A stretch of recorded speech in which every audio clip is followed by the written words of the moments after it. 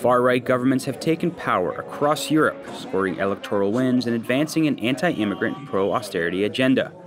But that's not the case in several cities in Spain, like Barcelona, where 3 years ago the left scored a number of local victories centered on advancing economic and human rights on a municipal level. At the Fearless Cities North America conference, we sat down with housing activist Gala, a councilperson and member of Citizen Platform Barcelona and Comú.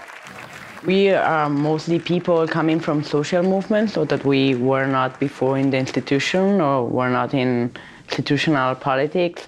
And after the Indignados movement, after joining social movements for a long time and always finding that there was a blockade with the political institutions, we decided to make a call and to run to elections, making a call saying, okay, we have different goals, making politics in another way, guaranteeing social rights, fighting against corruption, and everyone that wants to join us and shares this goal is welcome. So we are we call it confluence of different political parties, that traditional left political parties that exist before, also Podemos, and independent people that we were never before in institutional politics.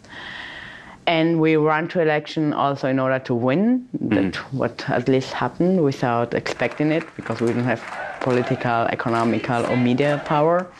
And well, since then we are the government of the city of Barcelona, and something like that happened also in these other cities that I mentioned, also Cádiz and Pontevedra, other cities of Spain. And so you came into power promising to address these social issues, things around housing and employment and poverty. What has the result been over the last 3 years? Well, one of the most difficult things for us to confront was how to deal with the expectations that were created with our victory. But I think 3 years later, we can say maybe we haven't finished with injustice and capitalism from a municipal level, but there's some change that can be touched, such like unemployment has decreased. We are, as a city council, we're not working with companies that do not pay at least 1,000 euros per month or do not contract people for more than 6 months. We are not also working with companies that have oil sources and paradises. So like offshore tax haven, yeah. And about inequality, like the ratio of inequality was increasing and now it's stabilized and decreasing. There's still a lot of work to do, and in the main issue, which is housing, we have multiplied for 4 times the budget oriented to housing, and we are creating more than 4,000 public houses right now, and we have done different political public policies in order to reach affordable housing, but the main laws concerning rents and concerning speculation, they are national laws, so we are making a lobby with the other cities of change in order to make that the government change these laws that suppose a lot of evictions from our neighborhoods, visible and invisible evictions. And the anti-eviction movement was a big part of the Indignados movement. And the idea was to keep people in their homes, and because if you lose your home, you have nowhere to go.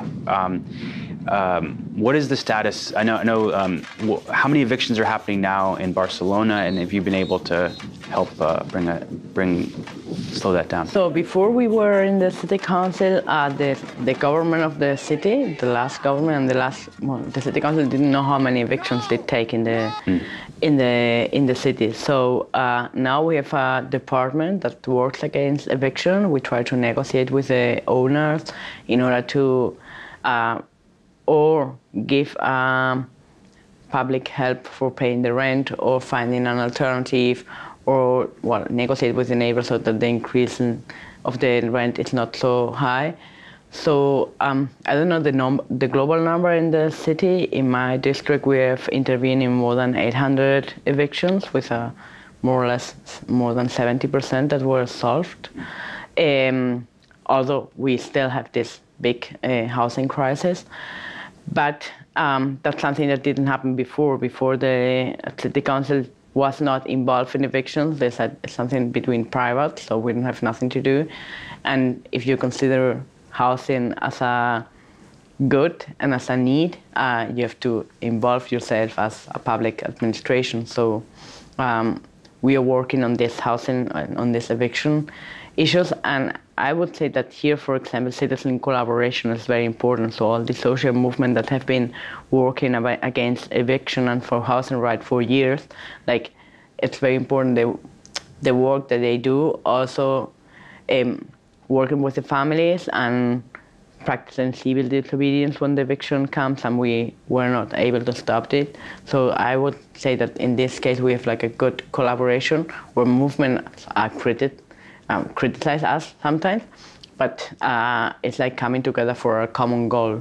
Barcelona has tried to put some regulations on tourism, things like regulating Airbnb and other temporary rentals, because it's making the housing crisis worse, critics say. Can you talk about that? Well, concerning tourism, we try to have a public leadership on the tourism model that has not been there, this public leadership, since the 90s. So the first thing that we made was a plan in order to regulate the new construction, the new building of hotels and tourist, places where tourists can stay, which meant that the city center, there's no new hotel that can be built, because it's like a place where you have some neighborhoods where there's more people passing through than people living in. And at the same time, we started with this strategy in order to, confront Airbnb, just using the laws. No one had asked these big platforms to apply the law. So we have fined Airbnb with 600,000 euros, but it's a fine that's still going on. And for the first time, we have achieved that Airbnb gives us the data from the people that are renting the flat without a license. You can have a license in order to rent your flat, but most part of the offer that offers Airbnb is without license. So they are willing now to collaborate after this fine of 600,000 euros. And actually, there are other cities that are copying the model that we apply with Airbnb, because it's a platform that didn't want to negotiate, saying, okay, we are big, so you don't have to tell us what to do. And I would say with the private sector, the fact of putting a limit to hotel growth, make that the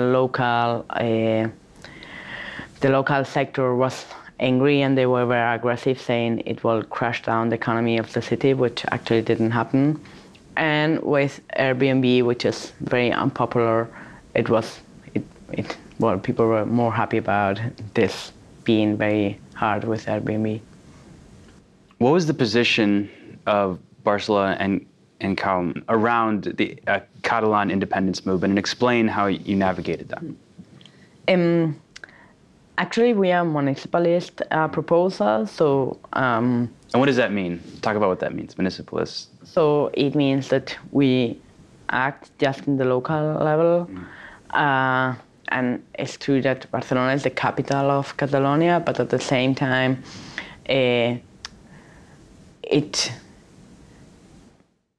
it's not so important if Barcelona is independent, if the government of Barcelona is independentist or not, because it's a national issue. But at the same time, our position was always based on basic human rights. So we have always defended the right to decide, and saying, okay, we have to be able to make a referendum about if we want to remain in Spain, if we want to be independent, or if we want a federal state, or what kind of territorial model do we have right now, also about resources, no? But for example, we have to ask also how much money from the general state budget comes from the to the cities, which is just a 15%. And we are leading with the needs of daily life problems.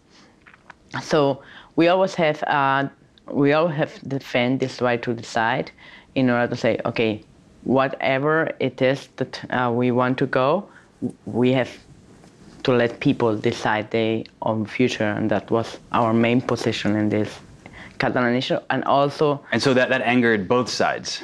Yeah, that meant that they wanted us to say yes, black or white, which I think, reality is much more complex from that, and it's good that you have different positions. But we were also very critical with all the repression that the state was applying after the 1st of October. And repression, the police repression, also the intervention of the Generalitat, of the autonomous government, which meant losing sovereignty much more than, at least at a level like in the 70s. And finally, why do you say that cities are the future? Well, you have mostly of the population of the world living in cities. Cities are the ones that are confronting these daily life problems, which are the ones that concern about life, actually. And if we want to make politics in another way, and we want to put the people in the center of the public policies, that what happened in cities is the thing that matters. And also it's the place where conflict is it's evidence, like the conflict of privilege and interest from companies and from common people. So, and at the same time, it's the place where you can build up communities in order to confront this right-wing dynamics that are here in the States, but also in Europe, and to confront racism through this local and proximity policies that are practiced from a city council, but also by the communities and people living in a city. Okay, thank you so much.